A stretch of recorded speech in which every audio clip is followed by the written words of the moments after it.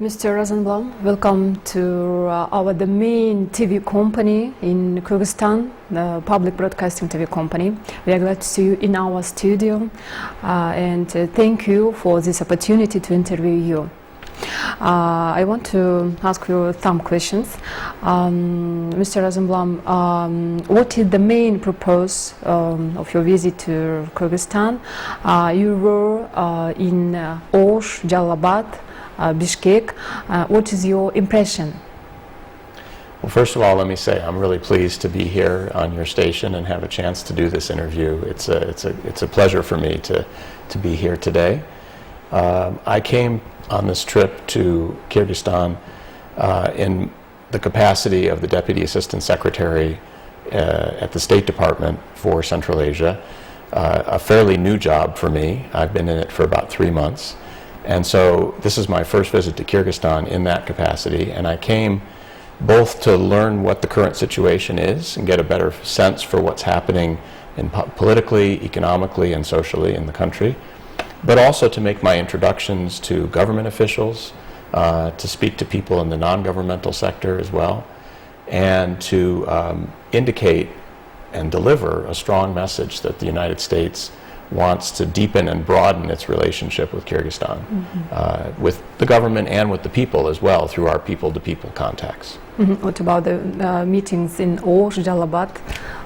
What is your impression? So it was a very interesting visit. I had not been in the southern part of Kyrgyzstan for several years. I think about 3 years was the last time I was there.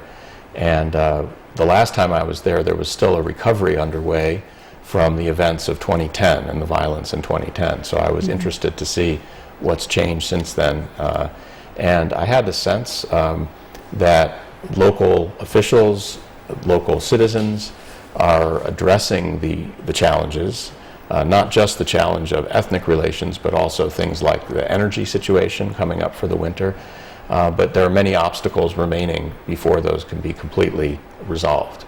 Kyrgyzstan is known as a democratic country in the world, you know, and here we have press freedom, political competition and liberal markets. In the other words, we can say that in our republic the political democratic institutions are working. And what can you say about the situation in Central Asia, specifically in Kyrgyzstan? How do you see it from Washington? That's a great question because Kyrgyzstan's democratic development is something that makes it unique and special, and it's sort of the brand of Kyrgyzstan, you might say, in much of the world, including in Washington. We have been very supportive over the years of that democratic development. In my previous position, I worked on foreign assistance programs, and so I was involved in many of the projects that provided help to government institutions and to NGOs, non-governmental groups, in building democratic practices. I would say that two things, two conclusions in terms of what the current view is. One is that an appreciation of what Kyrgyzstan has gone through to get to this point in its democratic development. I was here in April of 2010, just 10 days after the revolution that took place. 3 years ago. Yes, in 2010. And I saw for myself the feeling that people had about what had transpired, that the victims, the martyrs who died in front of the White House, and that was in some way a sacrifice on the path to democracy. So I know how strongly the feeling is among the citizens of Kyrgyzstan that the democratic path is the only path that the country can take. The second thing I would say, though, is that we've learned from our own history of more than 200 years of trying to build a democracy, which we still are on. We're still doing this 200 years later, that you can't take it for granted. You can't assume that democracy will take care of itself. You have to work at it all the time. And you have to be alert to challenges that you face from bad laws, from people who don't believe in democratic values. You always have to be vigilant and pay attention to that. Very serious events are happening in the world nowadays. You know that the blood events in Ukraine and in the Syria, in the Middle East, the protests in Hong Kong are source of concern for everyone, including Kyrgyz people. And some people, headed by Pope Francis, say that the Third World War has started. What is your opinion about that, and is it true that the world map can be changed? Well, I would say first of all that of course all the things that you mentioned are a concern to the United States government, and we follow very closely conflicts, especially violent conflicts, and try to move them toward peaceful resolution where possible. I think, if I could just make a general comment about the perception of instability and conflict in the world, it's true that there are many conflicts and that we have to be concerned about them. I also think that in the modern world, because of the internet, because of 24-hour news that people watch, that the sense of alarm and concern is increased. That is, I'm not sure that there really is more conflict today than there was 50 years ago, or 30 years ago, or 20 years ago, but people feel it more because they see it on their TV screens or they read about it on the internet. I guess the last thing I would say is part of your question was about the world map changing and whether the world map can be changed. Our view is that the world map should not be changed without the consent of countries themselves and the people who live in those countries. And that's why some of the conflicts you mentioned, particularly the one in Ukraine that you referred to, is of particular concern and alarm to us, because it should not be the case that borders are changed and parts of countries are taken away simply through the use of force. It should not, that contradicts international principles that are very important to us, and we think to many other countries in the world. Thank you. An information war is growing up nowadays in the world, and some experts are saying that the latest bloody events which happened in Syria, Iraq, and in Ukraine, maybe there is a result of geopolitical competition between the two countries, Russia and the United States. Moreover, there is an opinion that events in Iraq, Syria and Hong Kong are moving on Washington script. How much of that is true? If by moving on Washington script you mean that somehow the United States is managing and orchestrating all of these events, then it's completely untrue. We are responding to events like every other country in the world, Russia and everyone else, that occur in different countries according to internal and domestic problems that give rise to those problems. I think the important thing is that there's a common interest of all countries in the world in seeing stability and peace and economic prosperity, which only takes place in conditions of peace and stability. And so we ought to be able to find ways to work together. We don't view our activities as being at the expense of another country. When we support Ukraine, for example, when we support Kyrgyzstan's democratic development or economic development, it's not intended as part of a competition. We're not competing with anyone. We are doing this for the benefit of that country and in our own interests, because we want to see countries succeed economically. We want to see them be more stable. So it's in our interest to help Ukraine, to help Kyrgyzstan. It's not part of a competition. It's not because we want to do it at the expense of another third country. It's because it's in our national interest to help those countries. Okay. Experts say that after the withdrawal of the international coalition and NATO troops from Afghanistan, the Taliban and the terrorist organizations would revive, which could pose a threat for neighboring countries. Is there any guarantee that the conflicting sides will come to agreement and the people of Afghanistan will live in peace and the government institutions will start working? That's a great question, and I know it's one of great interest here in Kyrgyzstan because you're so close to Afghanistan. Yes, of course. Much closer than we are, Yes, of course. And you're affected by what happens there. We are actually very hopeful right now that there will be a long-term stable situation arising in Afghanistan. As you know, the resolution of the election that took place earlier this year and then the inauguration of a new president was a very positive step forward. It was something the United States worked hard to achieve with the government of Afghanistan.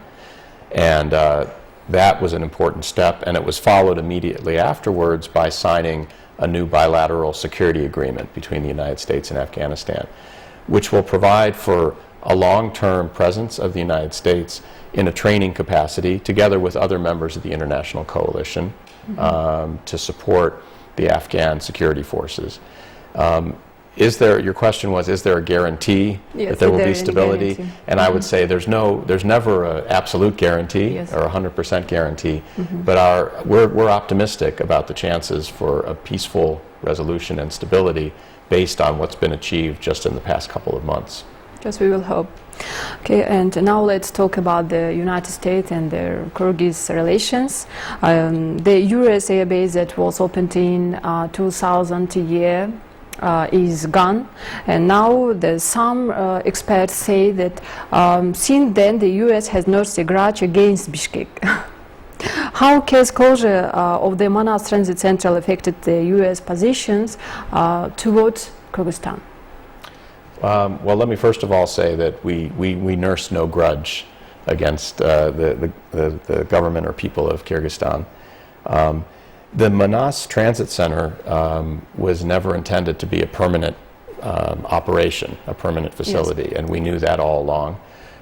We actually were pleased with the transition that took place to close it down and to withdraw our forces. We worked hard with the government to make that a smooth and orderly process, and we think we achieved that. The challenge now and the task now for us and for our partners in Kyrgyzstan is to find a solid basis for cooperating on security issues for the future. We're seeking to negotiate a new cooperation agreement, a security cooperation agreement, and trying to broaden the areas that we work together in the security sphere.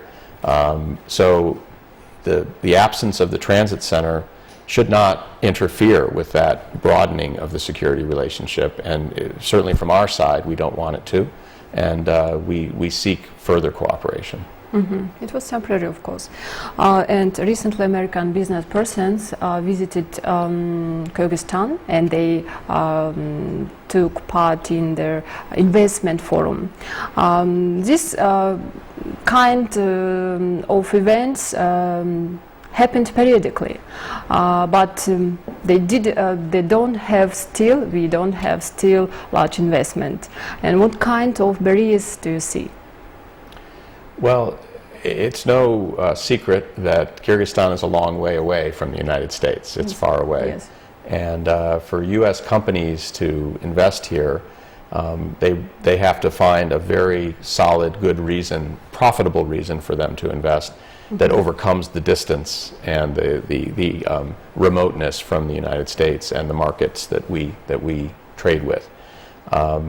That said, there are opportunities for expanding investment, and the key, in our view, is it has two parts to it. One is to continue making improvements in the investment climate here in Kyrgyzstan so that all foreign investors, including Americans, have a confidence that their investment will be protected and that they'll be able to, realize their profits from it.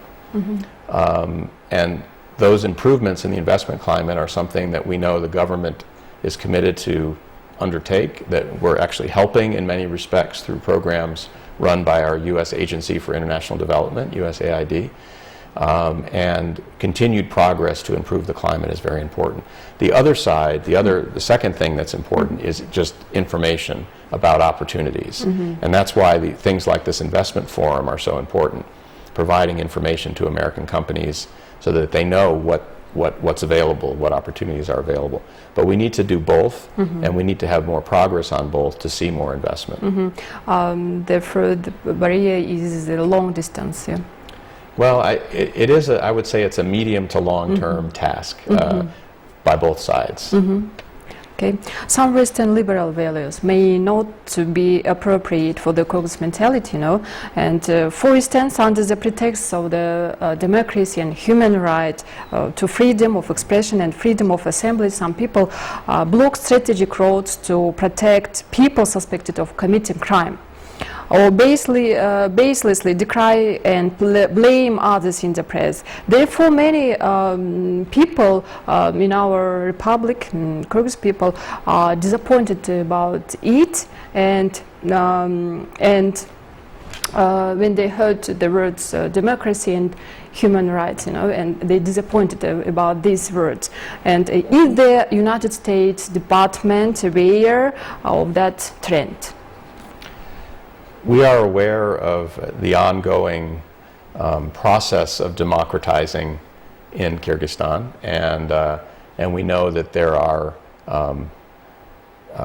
challenges and bumps along the road. It's a long road to get there, and there are bumps along the way, and we see those in Kyrgyzstan.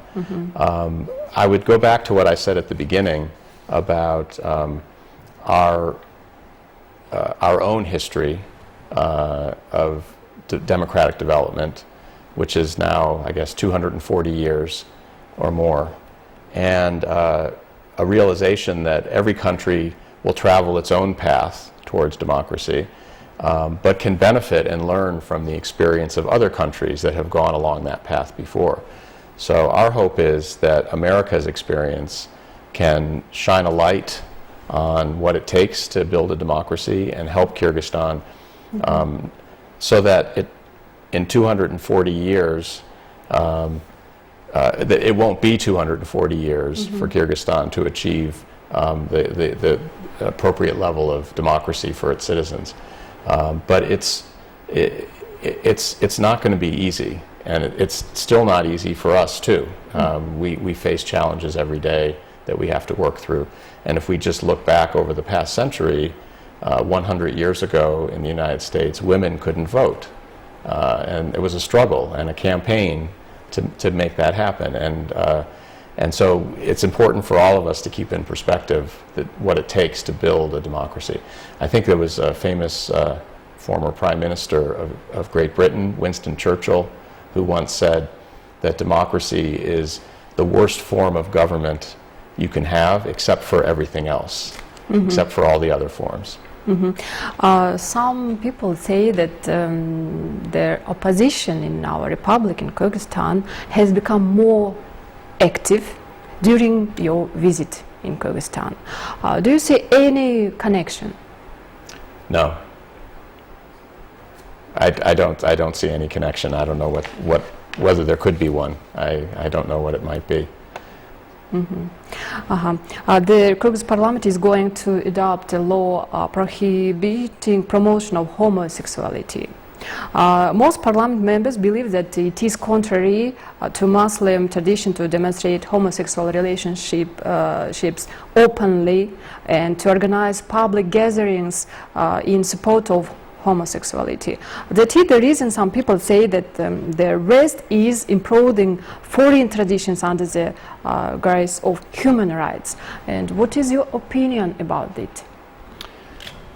First of all, let me repeat something I said earlier, which is that every country will travel its own path towards a democratic system, and we recognize that.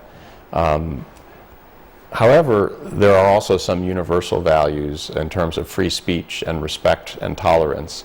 And in the case of the legislation that's currently being considered in the parliament of Kyrgyzstan, we're concerned about it, and we've spoken publicly about our concerns because we see it as limiting the right of free speech, the right of people to express their opinions and their positions on issues. So our view of the legislation and of that issue is colored by wanting to see the broadest possible expression of free speech, and also to see the protection of the rights of minorities. That's an important aspect of democracy too, in our country and throughout the world. Okay.